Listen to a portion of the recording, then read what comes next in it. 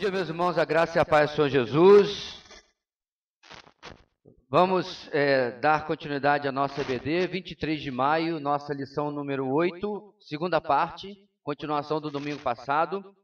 Vamos já orar e passar para a lição cujo título é Somos Completos em Cristo, compreendendo Colossenses 2, de 11 a 15, ok?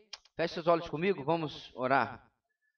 Deus querido, muito obrigado pela Tua palavra nesta manhã, que vem nos falar e sustentar, ó Deus, a nossa vida com o Senhor. Pedimos que o Teu Espírito Santo nos ajude tanto a ensinar quanto a aprender e aplicar às nossas vidas, ó Deus, as nossas circunstâncias, a nossa visão de vida, aquilo que a Tua palavra irá nos falar nesta manhã. Abençoa, Deus, aqueles irmãos que estão impedidos, estão viajando, guarda-os, trabalhando, dê a cada um bom plantão. Aqueles que estão enfermos, Tu possa restaurar a saúde. É o que oramos, em nome de Jesus. Amém. Muito bem, queridos, vamos retomar então com a leitura do texto, certo? Versículo 11 até o versículo 15, tem aí para você poder me ajudar na leitura e acabar de acordar aí. Aí na imagem inicial, agora que eu vi a referência está errada, mas tudo bem. O importante é que a referência aqui está certa. Ok? Vamos lá, irmãos, juntos. Nele também vocês foram circuncidados, não com uma circuncisão feita por mãos humanas, mas com a circuncisão feita por Cristo, que é o despojar do corpo da carne. Isso aconteceu quando vocês foram sepultados com ele no batismo, e com ele foram ressuscitados mediante a fé no poder de Deus, que o ressuscitou dentre os mortos. Quando vocês estavam mortos em pecados e na incircuncisão da sua carne, Deus os vivificou com Cristo. Ele nos perdoou todas as transgressões e cancelou o escrito de dívida que consistia em ordenanças e que nos era contrária. Ele a removeu pregando-a na cruz. E, tendo despojado os poderes e as autoridades, fez deles um espetáculo público, triunfando sobre eles na cruz. Para relembrarmos também, aí estão os nossos 3 objetivos, ainda na primeira página, do lado esquerdo. Saber que somos tentados a desacreditar na suficiência de Cristo como Salvador. No entanto, nenhuma prática legalista adicional ao sacrifício de Cristo garante nossa vaga no céu. Sentir que somos completos em Cristo e que Ele é todo suficiente para a nossa salvação, seguros de que nele temos a certeza do perdão divino. Agir sem basear a salvação em atividades religiosas que ignoram nossa inabilidade de merecer o favor de Deus, mas celebrar a graça que nos resgata do pecado. Então, isso aqui tudo, nós já discorremos sobre isso na primeira aula. Se você não assistiu, de qualquer maneira, tem que assistir para entender melhor esta. Então, nós não vamos chover no molhado, né? Nós já vimos esta parte. Então, nós já passamos, irmãos, acompanhe aí na página 43, por toda esta introdução, mas eu vou apenas lê-la, já não está no slide, para que você se situe um pouco melhor aonde nós vamos continuar a partir do ponto 2, porque nós já vimos o ponto 1. A lição que vamos estudar hoje, ou continuar a estudar, gira em torno da seguinte questão: se a salvação é uma obra de Cristo, eu ainda preciso fazer mais alguma coisa para ser salvo? Esta é uma pergunta que tem sido feita por muitas pessoas e erradamente achamos que as pessoas que as fazem estão fora do ciclo evangélico. Geralmente, a imagem que formamos na mente é de cristãos não protestantes, agarrados a sacrifícios e penitências, cumprindo rituais religiosos e outras coisas do gênero para garantir a salvação. Em outras palavras, este problema não é exclusivo de quem não é protestante, certo? É a mesma coisa que você achar que a pessoa se converte na Igreja Batista e automaticamente sabe toda a doutrina, ou presbiteriana, ou o que quer que seja. Isso não acontece. Então, tem muita gente que está em uma igreja protestante ou evangélica, certo? Mas não foi ensinada o suficiente para entender aquilo que nós cremos pela palavra de Deus. Bem, no entanto, dentro de igrejas tradicionais, vez ou outra, também encontramos pessoas oferecendo a Deus práticas adicionais para garantir a sua vaga no céu. em toda a Bíblia, talvez o texto mais completo sobre a suficiência de Cristo é a carta aos Colossenses. Paulo o escreveu para crentes que eram fortes na fé e no amor, 1:4, mas confundidos por uma heresia que negava a suficiência de nosso Redentor. Era isso que estava acontecendo na igreja em Colossos. Os crentes daquela igreja estavam sendo tentados a desacreditar na suficiência de nosso Salvador. Hoje estamos sujeitos aos mesmos perigos. Por essa razão, precisamos estudar este importante tema. Então, essa foi a nossa introdução para justificar a necessidade desta lição, ou melhor dizendo, até do texto de Paulo. Ponto 1 que nós já vimos semana passada. Nele, ou seja, em Cristo, fomos circuncidados, sepultados e ressuscitados. Versículo 11 e versículo 12. Paulo pega, meus irmãos, uma noção comum ou central do legalismo judaico, que era a circuncisão, apesar que ela não é tão citada ou mencionada em Colossenses como ela é citada lá em Gálatas. Lá, claramente, a circuncisão estava sendo defendida como necessidade para a salvação, certo? Como eu falei semana passada, parece assim, pastor, o que esse pessoal estava pensando? Irmãos, mas nós temos as nossas próprias circuncisões, certo? Então, a gente tem dificuldade de compreender a extensão e a capacidade da graça de Deus, que é absoluta. Mas por que fazem isso? Porque muito pastor, muita igreja tem medo que se ensinar realmente como se aplica a graça de Deus, o pessoal vai viver uma vida na flauta, né, como se diz aí, de qualquer maneira, ou vai dizer, então não preciso fazer nada. É difícil, porque você não pode manter pessoas espiritualmente saudáveis através de regrinha, porque isso não é ser espiritualmente saudável. Qualquer religioso faz isso. Na verdade, irmãos, tem religiões que são até mais severas do que o cristianismo.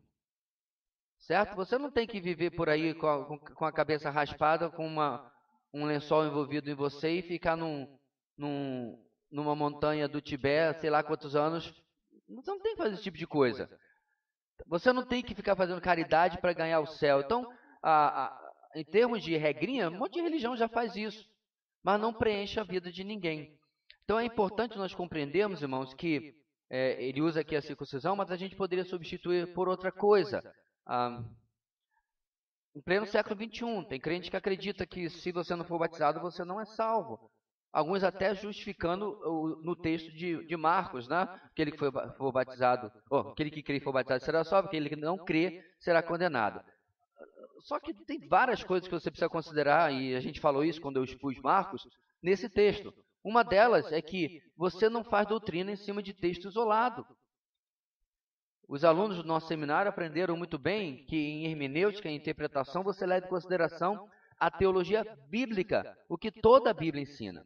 Então, irmãos, como é que você pega a graça de Efésios capítulo 2 e pega a fé sem obras é morta de Tiago e uma coisa não contradiz com a outra? Teologia bíblica. O que Tiago está dizendo é que se você crê, mas sua vida não é transformada, sua vida não é de acordo com essa fé que você diz crer, a sua fé é falsa. Isso é que é ser fé morta. A fé morta, irmãos, não é a fé daquele irmão que está precisando de despertamento. Ele precisa de acordar para... Não, ele não se converteu mesmo. E aí que a gente volta para o pastor ou para a igreja que tem medo do membro descambar por causa do ensino da graça, diz assim, não, querido, porque aquele que é verdadeiramente salvo por Cristo, que foi alcançado pela graça, ele é grato. E isso a gente vai falar hoje na lição, ele responde em amor às ações que Deus fez na sua vida. E a gente tratou isso na lição passada. Ele não se sente confortável com o pecado. O pecado acontece.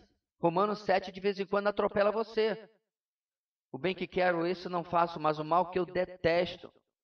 Romanos 7 vem e diz, ei, estou aqui. Infelizmente. É um momento no trânsito, é uma situação de algum... o sangue vai e você infelizmente faz aquilo que você não deveria fazer. Ok? O pior é quando você não liga para aquilo. E aquilo é uma constante na sua vida, não há transformação, não há prazer pelas coisas de Deus, pelas coisas espirituais. Não há prazer na leitura da palavra, não há prazer em proclamar o evangelho, não há prazer em servir os irmãos, servir o próximo e assim por diante. todas as evidências que essa fé não é sem obras, não é morta, ok? Então é isso que ele está se referindo aqui nesse ponto. E aí nós vamos chegar agora sim, irmãos, na página 45, aonde nós paramos. Você deve estar pensando, mas o senhor correu pelo ponto 1. Não corri, irmãos. Foi 1 hora semana passada. Então você precisa voltar e assistir o outro vídeo, caso você não estivesse aqui, né? Ponto 2. Nele, agora os versículos 13 e 14, né, fomos vivificados e livres da condenação. Conforme já afirmado, tudo o que aconteceu com Cristo aconteceu conosco. Nele morremos, fomos sepultados, e quando ele ressuscitou, nós ressuscitamos, e eu acrescento, com ele, e deixamos as roupas da velha vida na sepultura. Então, tinha até um cântico, meus irmãos, que ele precisava ser explicado na década de 90, que dizia: tudo que Jesus conquistou na cruz é direito nosso, é nossa herança. O que eu entendo que o autor dessa canção estava dizendo é isso aqui. A justiça que ele conquistou lá é nossa. Porque o Senhor Jesus conquistou na cruz muito mais do que isso. Então, tudo que não é direito dele divino, certo? Porque Filipenses capítulo 2 diz que por causa do seu sacrifício, ele recebeu o nome que está acima de todo nome, e isso não é comunicável. Isso não passa para nós, certo? Com o meu nome você não vai conseguir comprar nem fiado no armazém da esquina. Quanto mais o nome acima de todo nome. Então, é óbvio que o autor dessa canção estava dizendo assim, o problema é que na década de 90 o estado da igreja evangélica já estava ruim, como está hoje. Então tinha muita gente que dizia assim, é verdade, e a autoridade dele é nossa. É, mais ou menos. Temos autoridade em nome de Jesus? Sim. Mas eu literalmente não posso sair no hospital, né, e esvaziando as enfermarias, não, só porque eu quero. Não, um tipo de poder mutante cristão, não posso. Jesus pode, facilmente. Então, obviamente, não é a mesma coisa e as pessoas viajavam um pouquinho na maionese, né? Muito bem. Fomos vivificados em Cristo e os que estão em Cristo são novas criaturas. As coisas velhas ficaram para trás e é o texto de 2 Coríntios 5,17. Portanto, se alguém está em Cristo, é nova criação. As coisas antigas já passaram, eis que surgiram coisas novas. Inclusive, a NVI, não sei por que cargas d'água, é a única tradução que traduz esse versículo direito. Você que é mais antigo na fé, você deve lembrar que as outras traduções dizem é nova criatura, não é verdade? Mas a palavra que está aqui em grego não é criatura, é criação. E a NVI traduziu exatamente aquilo que está no texto. E eu entendo que essa tem que ser a tradução feita, a escolha de tradução, porque o que Paulo está dizendo é que quem está em Cristo já é participante do novo céus e nova terra de antemão. É o velho paradoxo do já e do ainda não, tão presente na teologia cristã. Nós já experimentamos aquilo, boa parte daquilo que vamos ter na eternidade, ou uma parte pelo menos, não boa parte, mas plenamente será apenas, obviamente, no futuro. Bem, além de sermos vivificados em Cristo, versículo 13, nossos pecados foram perdoados quando ele derramou seu sangue naquela sangrenta cruz. A experiência mais doce do cristão é a certeza do perdão divino. Davi expressou essa verdade no Salmo 32, versículo 1. Como é feliz aquele que tem suas transgressões perdoadas e seus pecados apagados. Irmãos, o cerne aqui desses primeiros versículos é deixar a pergunta: o que qualquer obra pode fazer a respeito da minha dívida com o Senhor? O que qualquer penitência pode fazer a respeito da minha, ou poderia melhor dizendo, das minhas dívidas com o Senhor? Absolutamente nada. Isso é espiritismo, não cristianismo. O espiritismo ele se baseia em um sistema de créditos e débitos. Você faz boas obras, você é uma boa pessoa e você vai acumulando créditos, certo? Você se desentendeu no trânsito e xingou o camarada lá, né, de filisteu, e você, débitos. A grande pergunta, meus irmãos, seja sincero, se dependesse disso, você estava devendo ou estava no lucro? Eu já estava, era falido, amigo. Não há tinta vermelha suficiente no mundo para imprimir o meu extrato. Esse é o problema desse sistema. A arrogância de quem acredita, e aí você vai para a questão da reencarnação, é a pessoa achar que realmente um dia ela vai conseguir zerar a sua conta ao ponto de, aí vai dependendo, vai ir para o Nirvana, se for de uma filosofia oriental, ir para um plano superior. E as pessoas realmente acreditam nisso. Mas por quê, irmãos? Porque elas se enxergam como muito boas. Porque se você só levar em consideração os pecados socialmente graves, você consegue ser uma boa pessoa. O problema é que enquanto você sorri simpaticamente para o vizinho, por dentro você está dizendo assim, fofoqueira que eu vou te contar. O dia que você se mudar aqui perto de casa, vai ser um alívio aqui para a vizinhança. Ninguém te suporta. E aí, vizinha, tudo bem? A gente é cortês, ou a pessoa é cortês, é gentil. O exterior é uma maravilha, é um verniz completo. Mas por dentro, irmãos, quer ver? De novo, seja sincero. Se surgisse uma interface para conectar o seu cérebro a um projetor como esse, certo? Não precisa nem enfiar cabo na sua cabeça, por Wi-Fi, por wireless. Estou aqui, pareando, jogando os pensamentos da Dani na projeção. Vai? Não quer não? Tá com medo de quê? Tá vendo? Quem quer? Algum voluntário? Ninguém quer. Charles Spurgeon tem essa frase que eu acho tremenda. Não se importe se alguém fala mal de você. Você é bem pior. Toda vez que alguém fala alguma coisa ruim, essa semana alguém me chamou de holier than thou. Essa é uma expressão que significa mais santo do que tu. Supostamente ele achou que eu era assim porque eu estava defendendo a verdade bíblica. Então ele achou que era dono da verdade. Acho que é a forma em inglês de você chamar alguém de dono da verdade. Então a pessoa não conseguia mais manter o debate, então preferiu dizer que eu era dono da verdade. Aí ele falou assim, cuidado, o seu mais santo que tu está começando a aparecer. Aí eu respondi para ele, cara, você acha que você me ofende com isso? Você não sabe o quão ruim, pior que isso eu sou. Ele ficou sem saber o que falar, porque se você chega para a pessoa e diz que é pior do que ela está lhe xingando. Mas essa noção, meus irmãos, é bíblica. O problema é que a doutrina da depravação humana ela é odiada pela humanidade. Ela não quer isso. Várias e várias vezes eu publiquei textos ou pequenas frases que falavam da depravação humana ou da luta contra o pecado. Eu tive gente que chegou... Não diga assim sobre você. As palavras têm poder. Você é uma boa pessoa. Eu me lembro, inclusive, não sei quando você estava nesse grupo de vida, muitos anos atrás, tinha uma pessoa que estava começando a frequentar a nossa igreja. Eu me lembro até quem estava compartilhando foi o Leandro.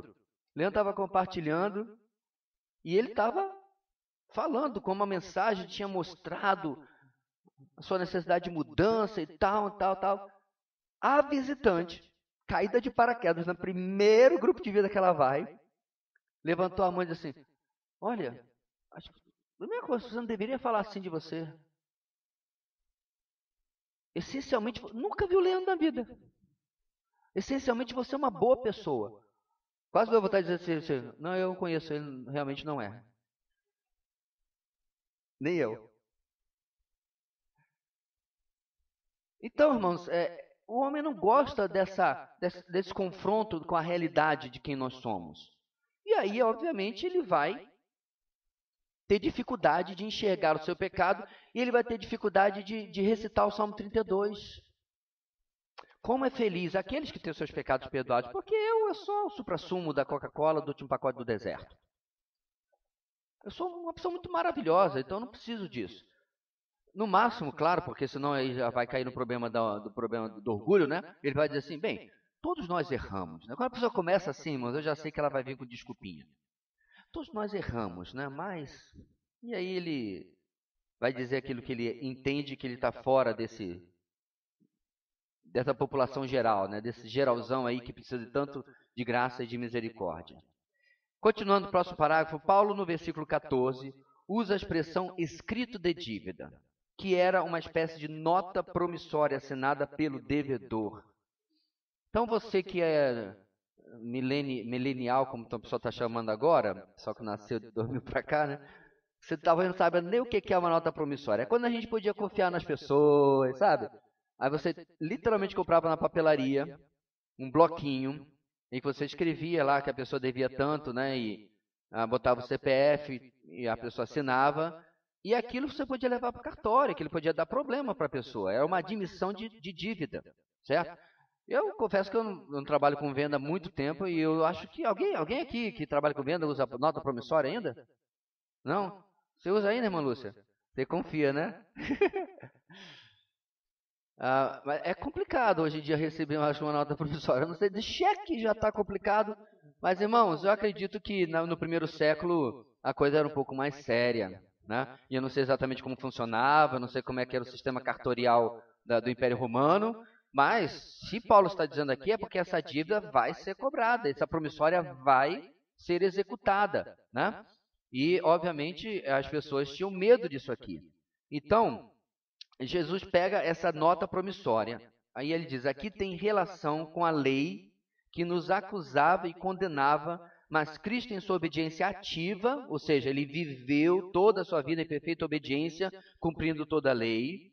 E sua obediência passiva, ele sofreu as penalidades da lei em lugar dos transgressores, pagou toda a nossa dívida e a nota promissória foi rasgada no madeiro, de forma tão completa como se ela jamais tivesse existido.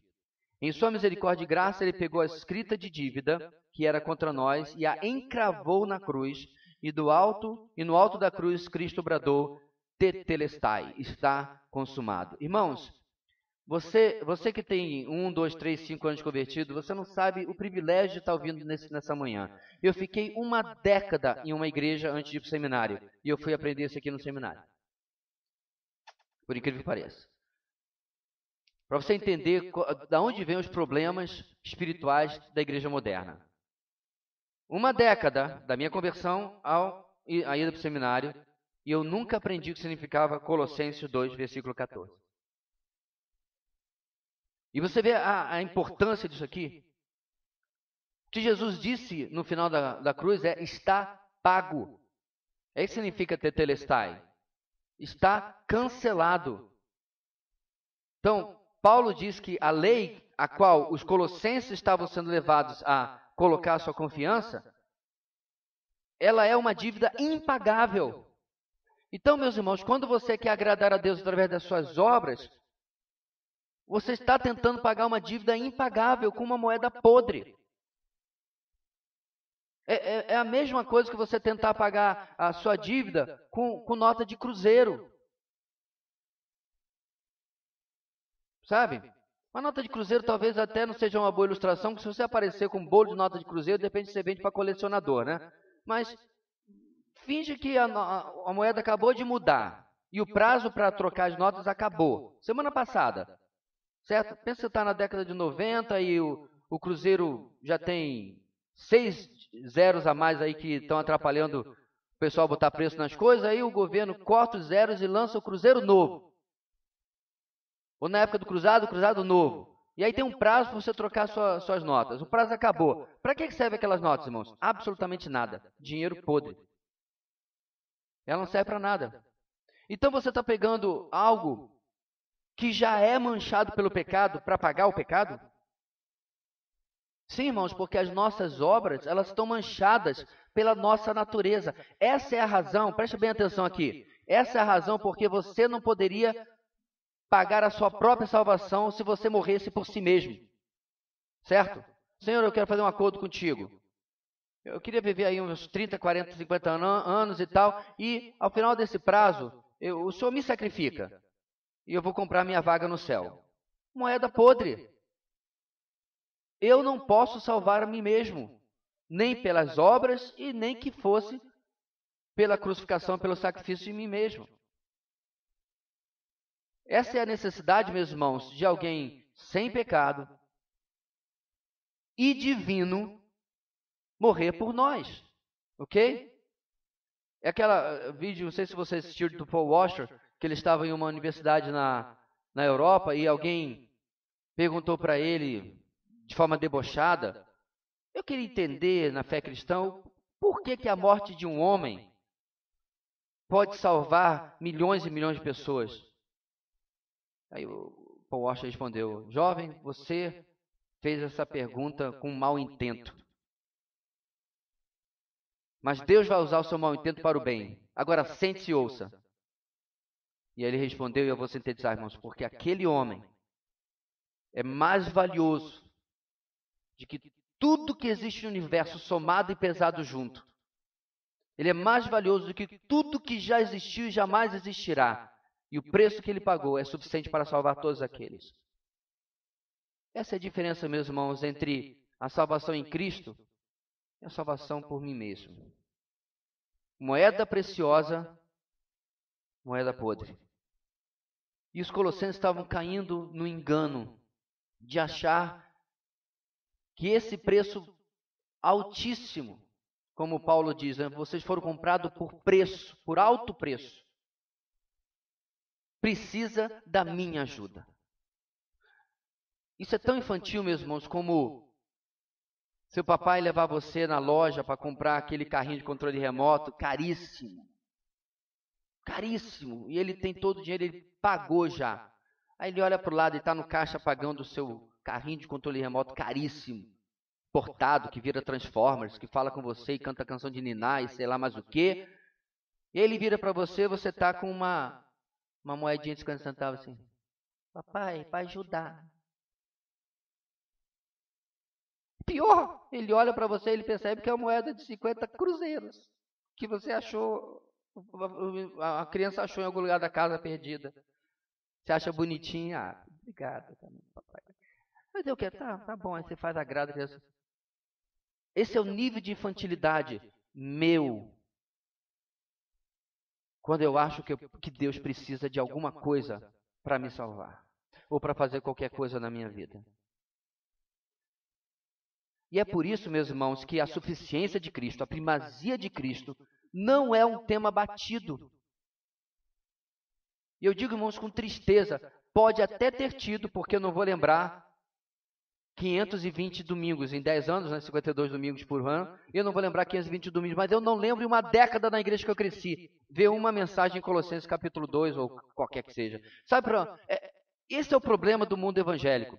Aonde o pessoal prega em Colossenses, irmãos? Vai lá onde começa a prática. Só que se você ensinar apenas a prática de Colossenses, a prática de Efésios, no final, as segundas partes das cartas, esses são os textos preferidos de muitos pastores. Romanos 12. Rapaz, se Romanos 12 ficasse gasto na Bíblia de alguns por pregar, estava apagado. Mas passa longe de Romanos 1 a 11. Por quê? Porque aí sua mensagem fica profunda, né? Aí você tem que estudar. Aí você tem que se comprometer a gastar mais tempo, porque uma coisa é você ficar dentro de um texto que fala de prática cristã sem explicar porquê daquela prática cristã. Uma coisa é você dar uma palestra de família e ficar lá em Efésios falando sobre filhos honrem seus pais, pais não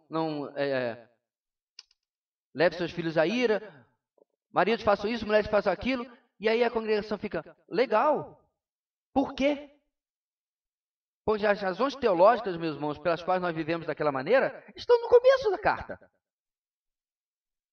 E é mais um ponto para a lectio contínua. Aqueles que estão nos assistindo depois não sabem o que é a pregação de livros inteiros. Porque hoje você sabe, em Gênesis, para não ir lá no exemplo lá atrás, hoje você sabe por que Deus está fazendo o que está fazendo em Gênesis 18, porque você está acompanhando o que Moisés está escrevendo desde o começo. Você vai entender hoje a razão da destruição de Sodoma e Gomorra, que não é capricho de Deus.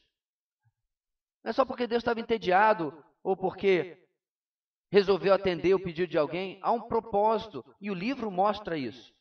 Isso acontece quando você não fica pensando textos aleatoriamente do livro da carta, tanto faz na Bíblia. Ou seja, meus irmãos, para nós entendermos o que acontece nos últimos momentos da cruz em que Jesus fala isso, você tem a Bíblia para explicar. E ela vai explicar numa parte de teologia que diz, ele fez isso porque ele estava cancelando uma dívida que era contra você. Agora uma perguntinha, irmãos, teológica. Para quem Jesus estava pagando? Só tem duas alternativas, irmãos. Só tem Deus ou o diabo. Para quem? Hã? Para Deus? Alguém acha que é para o diabo? Quem quer votar no diabo? Oh, irmãos. Perguntando assim, né? O irmão quer dizer diabo. Não, eu vou votar no diabo ou não. Quando eu era jovem já votei no PT, já bastou. Então, desculpe, mas não resisti. A bola estava levantada, eu tinha que cortar.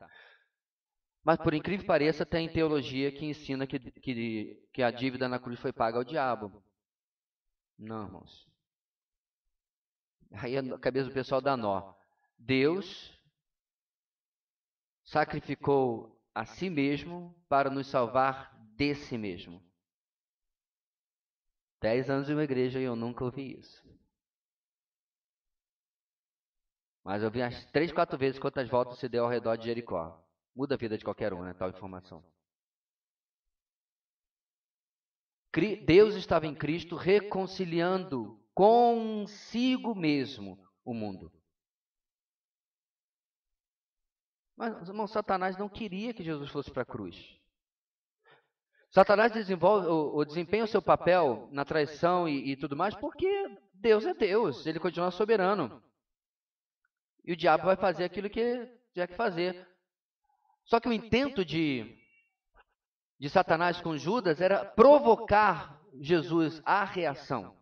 Era o último recurso. O Getsemane já não estava dando certo, ele estava tirando de letra. Então, com o último recurso, ele usa Judas para provocar Jesus, para que ele se manifestasse e fizesse alguma coisa contra aqueles soldados. E também não dá certo. O que ele faz? Como o cordeiro mudo diante dos seus tosqueadores, ele não. O mesmo Jesus que havia dito para Pedro vender a capa e ter uma espada, lembra? O mesmo Jesus repreende Pedro porque ele tira a orelha de Malcolm e cura a orelha de Malcolm e diz, você não sabe de que lado, de que tipo de gente nós somos?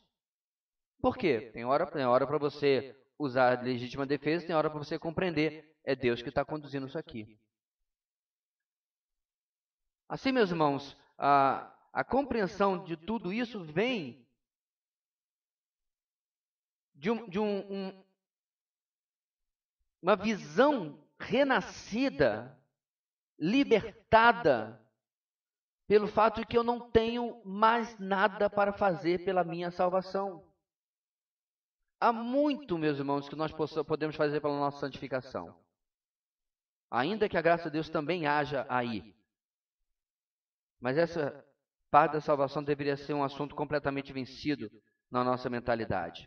Finalmente, Cristo triunfou sobre os principados e potestades, versículo 15. Hernando Dias Lopes nos conta que, nos tempos antigos, sempre que um general romano conquistava uma grande vitória em terras estranhas, fazia muitos cativos, tomava muitos espólios e se apossava de novos territórios para Roma. Ele era homenageado com um desfile oficial conhecido como Triunfo Romano. Jesus Cristo conquistou vitória absoluta sobre Satanás, voltando à glória em um cortejo triunfal. Vamos ler esse texto, meus irmãos, Efésios 4, 12 a 16. Esse eu não coloquei aí.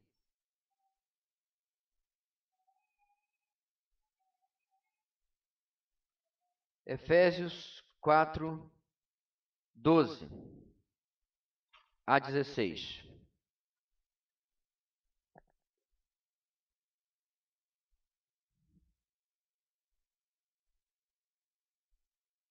Não acho nem esse texto, não. Agora que eu estou vendo que essa referência, eu anotei errado. Tá certo na sua publicação, gente? Não é isso não. Com certeza absoluta.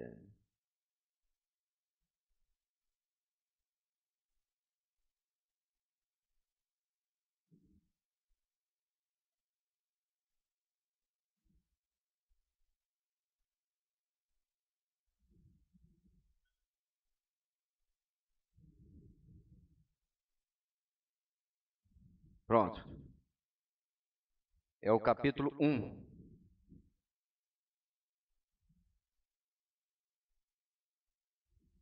Onde está se repetindo as ideias que nós vimos agora em Colossenses.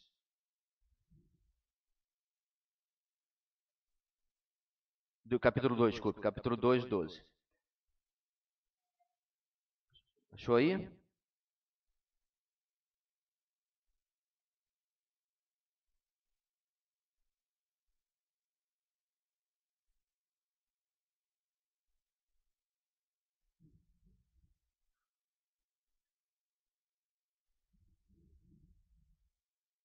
Bora, tecnologia, me ajude. Pronto.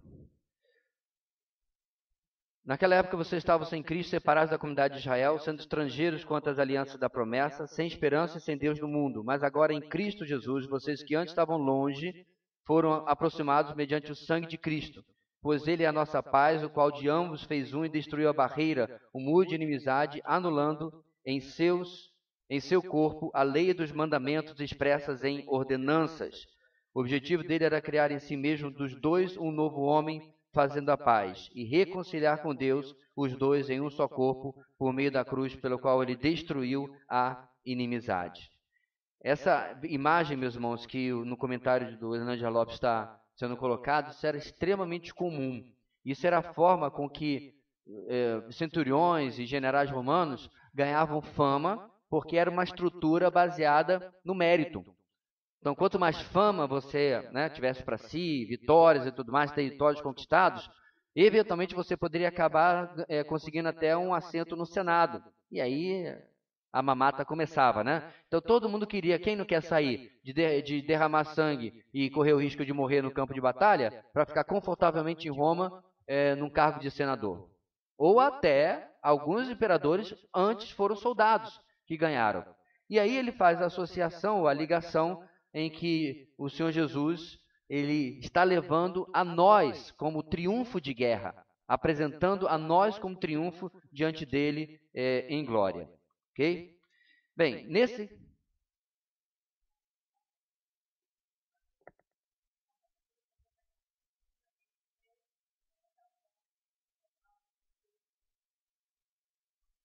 Pode ser. Aí a referência estaria errada.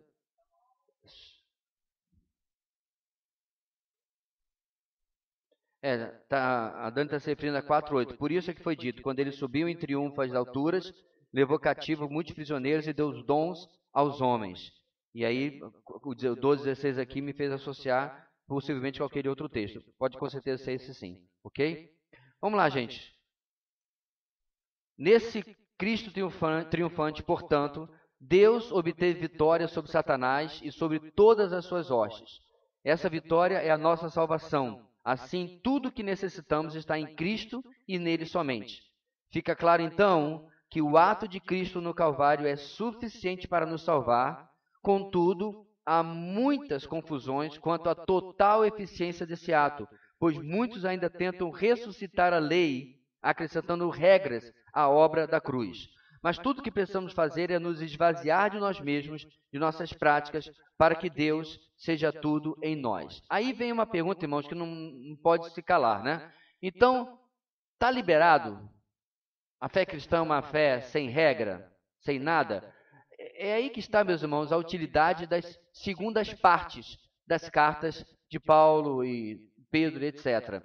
Aonde ele mostra que, por causa de tudo aquilo que nós cremos, que nós recebemos, a nossa prática de vida é diferente. A nossa ética é diferente. E nós não precisamos apenas usar o Novo Testamento. Qual é a utilidade, meus irmãos, da lei? Ela no Antigo Testamento salvava? Não. Nós já falamos isso várias vezes. Então, qual era a utilidade da lei? Número 1 era mostrar a insuficiência e a incapacidade do ser humano. Ok? Se alguém conseguisse viver plenamente as centenas de mandamentos da lei, beleza. Ele era uma pessoa justa, né? Completamente justa e merecedor do céu. A questão é que ninguém conseguia. Como é que nós sabemos disso? O sistema sacrificial. O sistema sacrificial comprovava que ninguém conseguia viver totalmente a lei. Tanto que vira e mexe estava lá, né? Ih, rapaz, lá pulando, no meio do arraial, arrastando um animalzinho. Aí o vizinho provocando. E aí, vizinho, é oferta de louvor? Aí ele, não. É filho lambança mesmo. Estou indo lá fazer uma oferta de sacrifício de holocausto, de perdão de pecados mesmo.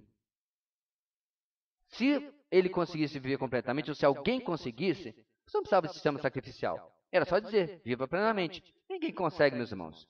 Então, se aponta o pecado, o que mais que a lei faz por nós? Ela nos fornece, irmãos, padrões de justiça. Você já passou pelo Pentateuco na sua leitura anual? Amém? Ih, Jesus. Estamos em maio, viu, irmãos? Está atrasado.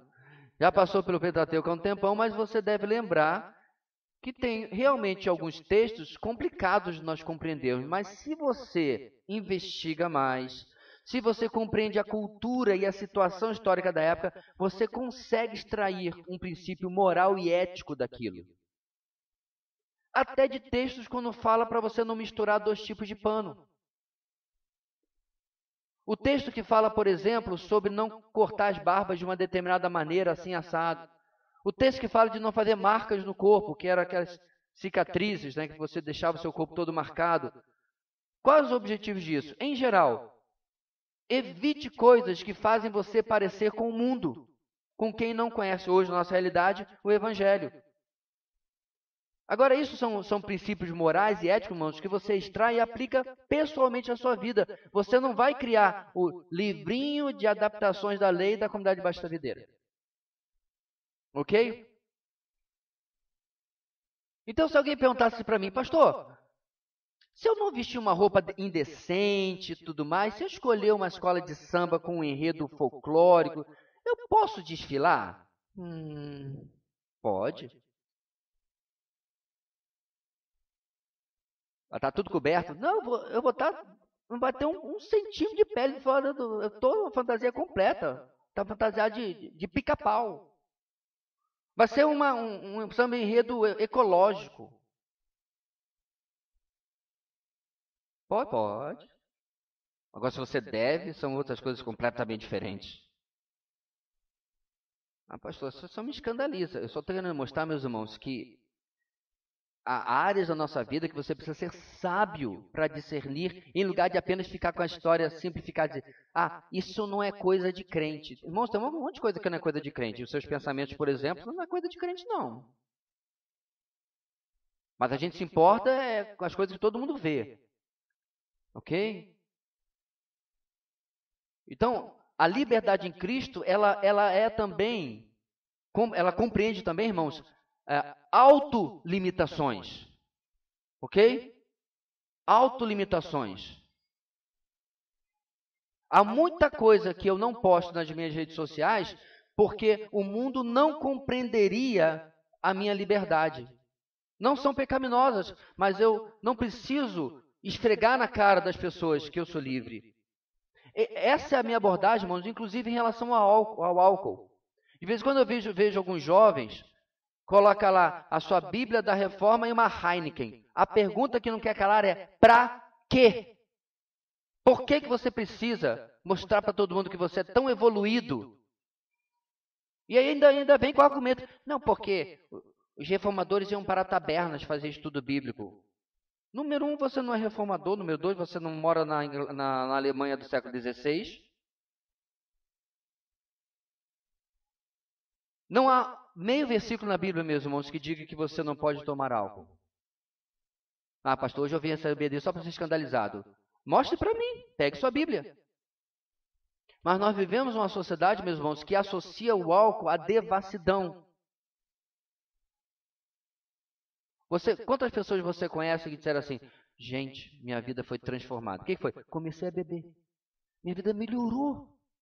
Quantas pessoas você conhece? O grande total de 0. Quantas pessoas você conhece que nem necessariamente por motivo cristão ou apenas por questão de saúde, rapaz, minha vida melhorou demais depois que eu parei de beber. Tenho mais fôlego, perdi peso, fiz isso, não é verdade? Quantas mulheres, esposas dizem assim, nossa, que felicidade. Meu marido só chega às 3 da manhã do boteco fedendo. Você conhece alguém? Isso é pior que a Geni, uma mulher dessa, né? Mas enfim, não pegou a referência à música de Chico Buarque, mas então.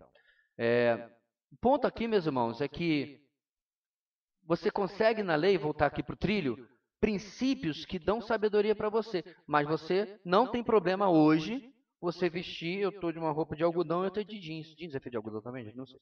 Então, entendeu? A letra da lei não aplica mais a você.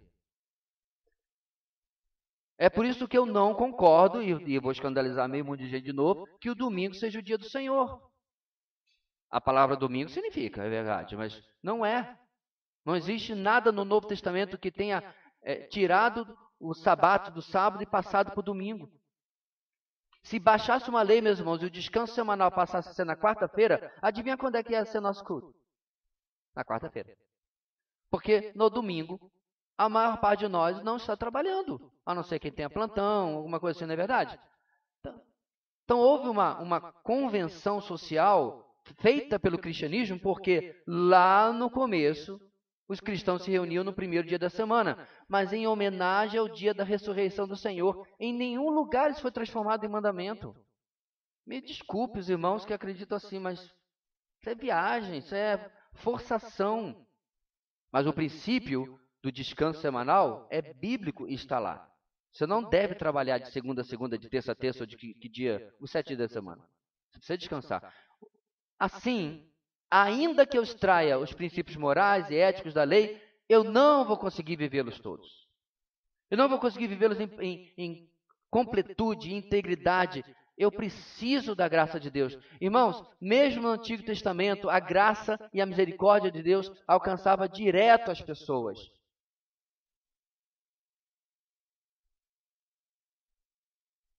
Qual era a pena por adultério, irmãos? Qual era? Apedrejamento. Pena de morte. Davi morre velhinho. E aí? E não foi só adúltero, né? O olho por olho ainda ia custar a vida por causa de Urias. Ele não morre. E mesmo, meus irmãos, Jesus, quando perdoa a mulher adúltera, ele está exercendo graça e misericórdia em tempos onde a lei ainda estava vigente. Calvário não havia acontecido ainda. Um dos motivos, meus irmãos, que o legalismo é uma tremenda hipocrisia é porque nós somos legalistas, ou as pessoas tendem a ser legalistas, aonde elas estão bem. Ok? Eu me lembro uma vez, estava nos Estados Unidos, entediado, e aí tinha uma bola de basquete assim, e eu sei jogar basquete tão bem como eu sei jogar cricket, né? Então, estava a bola de basquete assim, e eu até tentei, meus irmãos, mas o americano é bruto pra caramba jogando basquete, jogando no chão umas 3, 4 vezes numa quadra de asfalto. Eu falei, não, meu amigo, te vejo no campo de futebol, você vai ver o que é esporte bruto daqui a pouco. Eu peguei a bola de basquete e comecei a fazer embaixadinha com a bola de basquete. E o gringo ficou doido comigo. Ficou, não é assim. Porque eu estava transgredindo a lei do basquete. Aquilo é bola para mão. E aí quando chegou a vez dele jogar futebol, meu amigo, se aquilo é futebol, sei, nunca joguei na minha vida. Porque ele estava transgredindo. Aí agora era a minha vez de ser legalista. Não é assim que se joga futebol.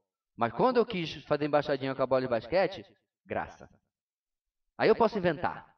Aí eu posso sair da caixinha, né? Aí eu posso ser criativo. Então esse é o problema do legalismo. A gente só exige aquilo que nós sabemos fazer. Então era fácil para o judeu convertido ao cristianismo exigir dos outros cristãos a circuncisão. Eles já eram circuncidados ao 8º dia. O que eu queria puxar um judaizante pelo braço e perguntar assim, vem cá, quais outras prescrições da lei temos que obedecer aqui na igreja para de verdade ser salvo? Ok. Beleza. Segunda pergunta, você faz tudo isso aí também? Porque ser circuncidado é mole, você tinha 8 dias de vida e não tinha palavra nenhuma nisso, né? Sua mãe e seu pai levaram lá no rabi, zip, e acabou? Você não falou nada. E as coisas que hoje você tem que ativamente obedecer? Você está servindo? Você está fazendo? Você está observando? É claro que não, irmãos. É fácil ser legalista quando é algo que eu gosto de fazer, o que eu concordo, o que eu estou de verdade fazendo. Difícil é ser gracioso. Vamos para a nossa aplicação, irmãos. O que o motiva a obedecer a palavra de Deus? Achei essa pergunta simples e perfeita. O amor e a gratidão ao Senhor ou a busca pela salvação? Uma vez cheios do Espírito Santo, as boas obras, o serviço e a obediência a Deus serão consequência e não meios para se chegar à glória. Então perguntamos, você acha que a obediência aos mandamentos de Deus lhe garante a salvação? Você é, de fato, capaz de obedecê-los fielmente? Sabemos que a resposta é negativa. No entanto, existe aquele que cumpriu a lei em seu lugar e sofreu as penalidades da lei para lhe dar perdão eterno. Aleluia! Os teus pecados foram perdoados por Cristo Jesus. E aqui está, meus irmãos, a parte mais importante para nós tirarmos de uma lição como essa. Está dando para ouvir aí atrás ainda? Pode deixar, meus irmãos, na nossa sede a telha não vai ser essa não, tá?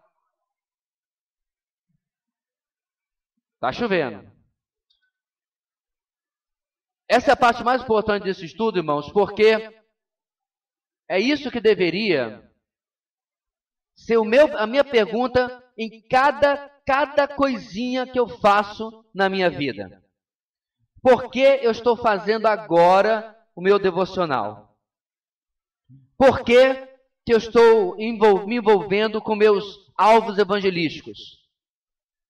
Por que eu saí da minha casa numa manhã, para os padrões de Boa Vista, fria? Eu podia estar lá no meu quarto, no ar-condicionado, trabalhei muito durante a semana, as desculpas são imensas. Por que eu estou aqui e não lá em casa? Por que eu saí na sexta-feira para vir à vigília? Ou por que eu não saí? Tudo na vida cristã... Boa Vista, a chuva já foi embora. Tudo na vida cristã, irmãos, se baseia unicamente na regra do amor. Só. Eu faço porque ele me amou primeiro.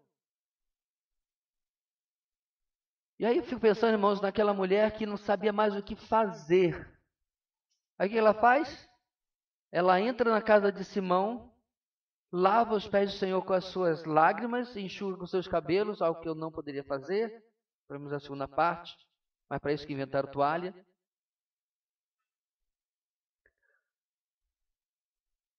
Tem uma foto, foto não, desculpe, foto não ia dar.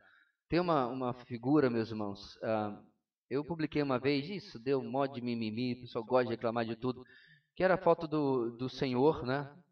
Caracterizado a figura do Senhor, né? Porque tinha, obviamente, barba, cabelo comprido e tal, a roupa típica daquela que geralmente coloca o Senhor ressurreto. E não dá nem para ver o rosto dele direito, porque tem uma jovem abraçada com ele, em lágrimas. Eu sei que Apocalipse diz que ele enxugará de nossos olhos toda lágrima, mas essa semana uma irmã fez uma pergunta pertinente. E as de alegria? Porque quando o Apocalipse fala, ele está falando das lágrimas de tristeza. Mas as lágrimas de alegria? Eu achei essa imagem, irmãos, uma coisa mais linda. Porque é esse o sentimento, irmãos, que nós precisamos ter. Porque quando o sacrifício e a pessoa do Senhor se tornam coisas beges na nossa vida, sem impacto, sem mexer conosco, eu preciso para os meus joelhos dizer, Senhor, o que está errado? O que está errado? Eu faço algumas coisas, meus irmãos, como ouvir determinadas músicas, ler determinadas passagens, assistir determinados vídeos ou filmes, porque eu preciso que a paixão não morra.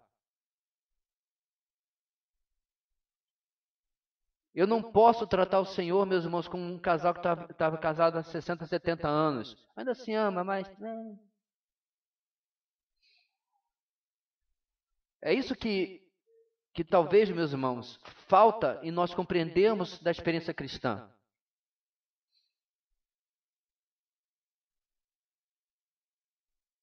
É por isso que passagens como lá em Apocalipse capítulo 1 deveriam mexer com as nossas emoções, as nossas paixões e até a nossa racionalidade.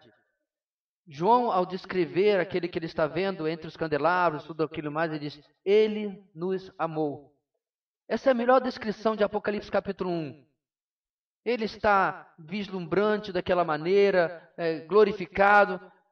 Ok. Mas a descrição de Jesus, para que nós não tivéssemos dúvida de quem ele está falando, é: Ele nos amou e com o seu sangue nos resgatou. E aí, meus irmãos, nós confundimos os nossos atos religiosos, que nós fazemos como tendo algum mérito, alguma coisa. Verdadeiramente, irmãos, eu acho que nós somos muito mais Marta do que Maria no nosso dia a dia com o Senhor. Nós podemos chegar ao ponto, irmãos, tão absurdo de estar fazendo devocional e de repente o Senhor quer falar alguma coisa conosco e diz: Senhor, agora não, eu estou fazendo devocional. Não, o devocional é com Ele, é com o autor. Ele está presente, ou deve estar, naquele momento. Ele não precisa ser convidado. Ele não precisa ser adicionado à reunião. Você não está numa videoconferência consigo mesmo e o Senhor fica pedindo para entrar em videoconferência. Não, Senhor, agora não, estou ocupado. Então, essa conclusão, meus irmãos, é a melhor aplicação que nós podemos ter desse texto, porque ele vem questionar as minhas motivações. Eu me lembro quando eu era garoto, toda EBD tinha gincana. Nós chegávamos às 9, a aula terminava às 10. De 10 a 10 e meia havia o encerramento da EBD. Aí no encerramento da EBD era lido assim: classe de juniores. 15 manipulados, não, matriculados. Era manipulado pelos pais para poder ir, né? Porque senão não ia. 15 matriculados. 8 bíblias. Quer dizer, outra parte nem bíblia levava. 5 lições estudadas. Lembra disso, Kaique? Em qual parte da estatística não fala não? Deixa eu falar. Aí, depois de um trimestre, vamos chamar aqui a classe dos adultos, ou dos adolescentes, quem quer que seja. Porque ganharam a gincana desse mês. Eu não tinha maturidade suficiente, meus irmãos, para entender por que aquilo me incomodava. Mas hoje eu tenho. Se eu preciso de uma coisa tão ridícula dessa para fazer as coisas com o meu Senhor, alguma coisa está muito errada comigo. Se eu preciso de pontinho e troféuzinho para fazer as coisas para o Senhor, alguma coisa está muito, muito errada comigo. Eu digo, irmãos, pela graça e misericórdia de Deus, nós jamais tivemos isso nessa igreja.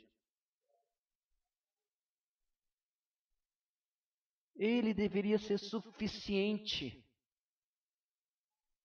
Ele, meus irmãos, me deveria fazer saltar da cama de manhã e dizer: alegrei-me quando me disseram: vamos à casa do Senhor.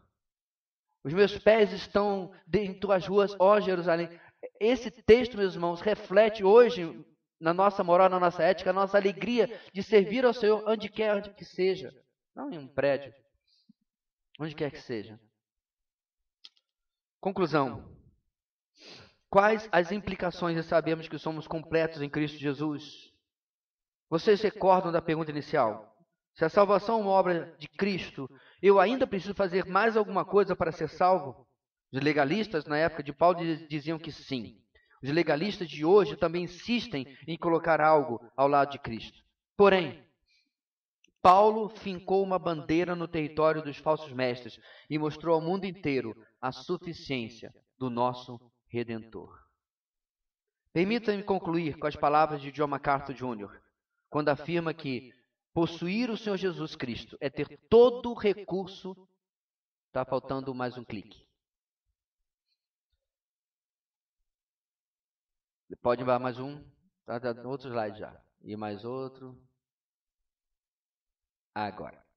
Permita-me concluir com as palavras de John MacArthur Jr., quando afirma que possuir o Senhor Jesus Cristo é ter todo recurso espiritual, toda força, sabedoria, consolo, alegria, paz, significado, valor, propósito, esperança e realização na vida, agora e para sempre. Estão inseparavelmente contidos nele. O cristianismo é um relacionamento com Cristo todo suficiente. Porém, mesmo nas igrejas evangélicas, há muitas pessoas cuja certeza de salvação está baseada em suas atividades religiosas ou em sua perseverança, seu pagar o preço, ao invés de confiarem somente no Salvador todo-suficiente. Elas presumem que são cristãs porque leem a Bíblia, oram, vão à igreja ou realizam outras funções religiosas. Elas julgam a espiritualidade na base da atuação externa em lugar do amor interno a Cristo, do ódio ao pecado e de um coração devotado à obediência. Mateus 7, 22 e 23, irmãos, é o texto que nós vamos encerrar o nosso tempo hoje.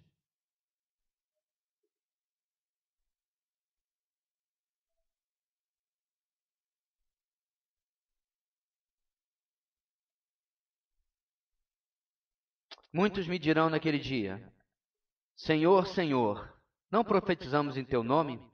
Em Teu nome não expulsamos demônios e não realizamos muitos milagres? Então eu lhes direi claramente: nunca os conheci. Afastem-se de mim, vocês que praticam o mal. Nesse duro texto, meus irmãos, nós vemos Jesus deixando claro que Ele não está impressionado com absolutamente nada que possamos fazer. Quer seja até mesmo sendo dele, que não é o caso desse aqui do texto, mas se ele não está impressionado com eles, por que estariam conosco? Porque estaria conosco. Não está. Então o que nos resta, meus irmãos, é a motivação verdadeira, é um amor que age mesmo sendo impagável a devolver tudo aquilo que ele nos deu. Mal comparando, irmãos, quando os seus pais chegam à idade idosa, como os meus estão, é responsabilidade dos filhos, inclusive biblicamente, de cuidar dos seus pais.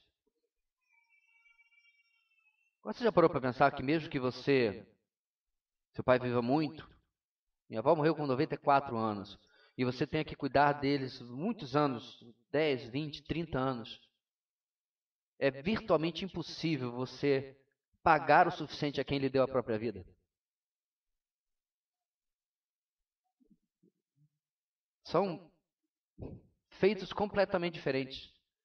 Talvez você esteja retribuindo anos de cuidado desde quando você nasceu, né, e tal, e até conselhos na vida adulta. Claro. Mas como é que você repaga o dom da vida? Não tem. Por isso que eu disse, mal comparando. Então nós podemos fazer muito pelo Senhor, demonstrar o nosso amor. Nós podemos agir, meus irmãos, como Maria e Marta ao mesmo tempo. Usufruir e aproveitar o Senhor e servir, dar ao Senhor também. Mas ainda não vamos chegar nem perto. Nunca jamais retribuiremos, pagaremos, devolveremos o suficiente. Ainda assim, essa deve ser a nossa motivação. Senhor, muito obrigado pela Tua palavra. Muito obrigado, ó Deus, por um texto que tantos perdem por achar que é um texto apenas teológico, teórico, mas na verdade não. É o texto que nos sustenta a fazer e praticar tudo aquilo que veremos no final desta carta e em tantos outros lugares da Bíblia. No dia que é hoje, ó Deus, renova o nosso amor ao Senhor. Um amor tão grande que não pode deixar de ser compartilhado. Um amor tão grande que não pode deixar de ser passado para outros, por palavras e por ações.